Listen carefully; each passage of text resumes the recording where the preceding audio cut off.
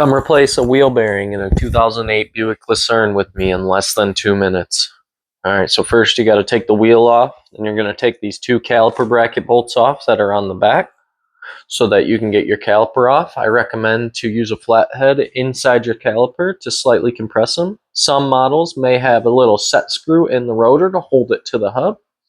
Next, you see 3 bolts poking through the front, coming in from the back. I recommend spraying just a little bit of PB Blaster on them just to make them come through the holes a little easier. If you're in the rust belt especially, you'll have 2 on each side and 1 on the top, as well as your axle nut on the front that you'll need to take off.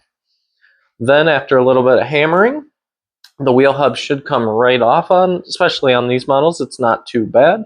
Make sure you unhook your wheel speed sensor before you hammer it off. And then you're going to clean this up, clean the surface up really good.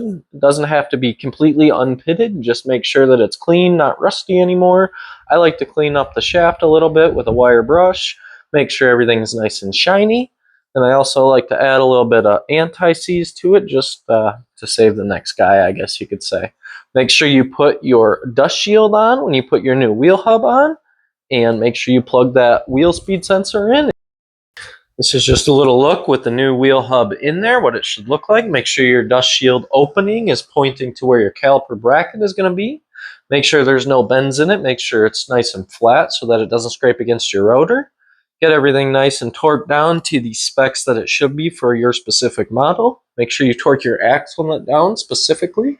It's a lot easier to torque your axle nut down once your rotor and your caliper's on. You can stick a flathead screwdriver or something in between them to hold the rotor steady.